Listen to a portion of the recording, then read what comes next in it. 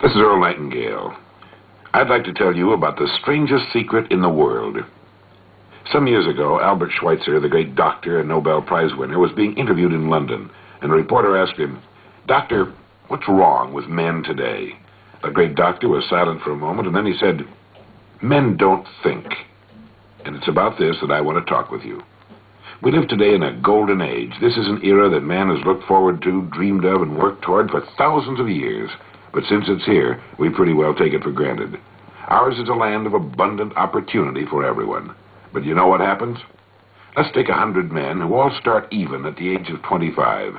If you asked any one of them if he wanted to be a success, he'd tell you that he did. And you'd notice that he was eager toward life. There was a certain sparkle to his eye, an erectness to his carriage, and life seemed like a pretty interesting adventure to him. But by the time these 100 men reach the age of 65, only 5 will have made the grade. Only 5 are successful. When we say only 5% achieve success, we have to define success, and here's the definition. Success is the progressive realization of a worthy ideal. If a man is working toward a predetermined goal and knows where he's going, that man is a success. If he's not doing that, he's a failure. Success is the progressive realization of a worthy ideal. Rollo May, the distinguished psychiatrist, wrote a wonderful book called Man's Search for Himself. And in this book he says, the opposite of courage in our society is not cowardice, it's conformity. A survey was made one time that covered a lot of men, working men, and these men were asked, "Why do you work? Why do you get up in the morning?" 19 out of 20 had no idea. They simply said, "Everyone goes to work in the morning, and that's the reason they do it, because everyone else is doing it." And there you have the trouble today. It's conformity. People acting like everyone else without knowing why, without knowing where they're going. Now, we learn to read by the time we're 7. We learn to make a living by the time we're 25. Usually, by that time, we're not only earning a living, we're supporting a family. And yet, by the time they're 65, the great majority hasn't learned how to become financially independent in the richest land that has ever been known. Why? They conform. They're acting like the wrong percentage group, the 95% who don't succeed. Why do these people conform? Well, let's get back to our definition of success. Who succeeds? The only man who succeeds is the man who is progressively realizing a worthy ideal. He's the man who says, "I'm going to become this," and then begins to work toward that goal. He succeeds because he knows where he's going. Think of a ship leaving a harbor, and think of it with a complete voyage all mapped out and planned. The captain and crew know exactly where the ship is going and how long it will take. It has a definite goal, and it will reach that goal. Now let's take another ship, just like the first, only let's not put a crew on it, or a captain at the helm. Let's give it no aiming point, no goal, no destination. We just start the engines and let it go. I think you'll agree with me that if it gets out of the harbor at all, it will wind up on some deserted beach, a derelict. It can't go anyplace because it has no destination and no guidance. And it's the same with a human being. I'll tell you who the successful people are. A success is the school teacher who's teaching school because that's what he or she wanted to do. The success is the woman who's a wife and mother because she wanted to become a wife and mother and is doing a great job of it. The success is the man who runs the corner gas station because that's what he wants to do. The success is the successful salesman who wants to become a top-notch salesman and grow and build with his organization. A success is anyone who is doing deliberately a predetermined job because that's what he decided to do deliberately. But only 1 out of 20 does that. That's why today there really isn't any competition unless we make it for ourselves. Instead of competing, all we have to do is create. For 20 years, I looked for the key which would determine what would happen to a human being. Was there a key, I wanted to know, which would make the future a promise that we could foretell to a large extent? Was there a key that could guarantee a person's becoming successful if he only knew about it and knew how to use it? Well, there is such a key, and I've found it. Here's the key to success and the key to failure. We become what we think about. Now let me say that again. We become what we think about. Throughout all history, the great wise men and teachers, philosophers and prophets have disagreed with one another on many different things. It's only on this one point that they're in complete and unanimous agreement. Buddha said, "All we are is what we've thought about." Marcus Aurelius said, "A man's life is what his thoughts make of it." Disraeli said, "Everything comes if a man will only wait." I've brought myself by long meditation to the conviction that a human being with a settled purpose must accomplish it, and that nothing can resist a will that will stake even existence for its fulfillment. Ralph Waldo Emerson said this, "A man is what he thinks about all day long." William James said, "The greatest discovery of my generation is that human beings can alter their lives by altering their attitudes of mind." And George Bernard Shaw said, "People are always blaming their circumstances for what they are. I don't believe in circumstances.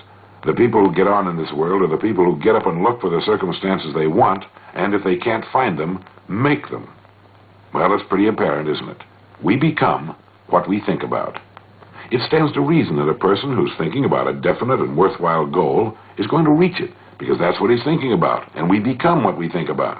Conversely, the man who has no goal, who doesn't know where he's going, and whose thoughts must therefore be thoughts of confusion and anxiety and fear and worry, becomes what he thinks about. His life becomes one of frustration, fear, anxiety, and worry. And if he thinks about nothing, he becomes nothing. You see, the human mind is the last great unexplored continent on Earth. It contains riches beyond our wildest dreams. It will return anything we plant in it. Now, you might say, but if that's true, why don't people use their minds more? Why don't they till their fertile mental soil? We have the answer to that, too. Our mind comes as standard equipment at birth. It's free, and things that are given to us for nothing we place little value upon. Things that we pay money for, we value. The paradox is that exactly the reverse is true. Everything that's really worthwhile in life came to us free. Our minds, our souls, our bodies, our hopes, our dreams, our ambitions, our intelligence, our love of our families and children and friends. All these priceless possessions are free. But the things that cost us money are actually very cheap and can be replaced at any time. A good man can be completely wiped out and make another fortune. He can do that several times. Even if our homes burn down, we can rebuild them. But the things we got for nothing, the really valuable possessions, we can never replace. The human mind isn't used merely because we take it for granted. It can do any kind of a job we assign to it, but generally speaking, we use it for little jobs instead of big, important ones. Universities tell us that most of us are operating on about 10% of our abilities. Decide now. What is it you want? Plant your goal in your mind. Give yourself direction and a destination. It's the most important decision you'll ever make in your life. You see, the very law that gives us success is a two-edged sword. We must control our thinking. The same rule that can lead a man to a life of success, wealth, happiness, and all the things he's dreamed of for himself and his family, that very same law can lead him into the gutter. It's all in how he uses it, for good or bad. This is the strangest secret in the world. Remember these words from the Sermon on the Mount, and remember them well. Keep them constantly before you. Ask, and it shall be given you. Seek, and ye shall find. Knock, and it shall be opened unto you. For every one that asketh receiveth, and he that seeketh findeth, and to him that knocketh it shall be opened. It's as marvelous and as simple as that. In fact, it's so simple that in our seemingly complicated world, it's difficult for an adult to understand that all he needs is a purpose and faith. Above all, don't worry. Worry brings fear, and fear is crippling. The only thing that can cause you to worry is trying to do it all yourself. Know that all you have to do is hold your goal before you. Everything else will take care of itself. Remember also to keep calm and cheerful. Don't let petty things annoy you and get you off course. Prosperity is founded upon a law of mutual exchange. Any person who contributes to prosperity must prosper in turn himself. Sometimes the return will not come from those you serve, but it must come to you from someplace, for that's the law. For every action, there is an equal and opposite reaction. There are no exceptions to a law. You can drive down any street in America, and from your car estimate the service that's being rendered by the people living on that street. Had you ever thought of this yardstick before? It's interesting. Once this law is fully understood, any thinking person can tell his own fortune. If he wants more, he must be of more service to those from whom he receives his return. If he wants less, he has only to reduce this service. This is the price you must pay for what you want. If you believe you can enrich yourself by deluding others, you can end only by deluding yourself. It may take some time, but just as surely as you breathe, you'll get back what you put out. The prisons and the streets where the lonely walk are filled with people who tried to make new laws just for themselves. We may sometimes avoid the laws of men, but there are greater laws that can't be broken. One time I heard Grove Patterson, the editor-in-chief of the Toledo Daily Blade, make a speech. And as he concluded his speech, he said something that I've never forgotten. He said, "My years in the newspaper business have convinced me of several things. Among them, that people are basically good, and that we came from someplace and we're going someplace. So we should make our time here an exciting adventure. The architect of the universe didn't build a stairway leading nowhere." And the greatest teacher of all, the carpenter from the plains of Galilee, gave us the secret time and time again. As ye believe, so shall it be done unto you.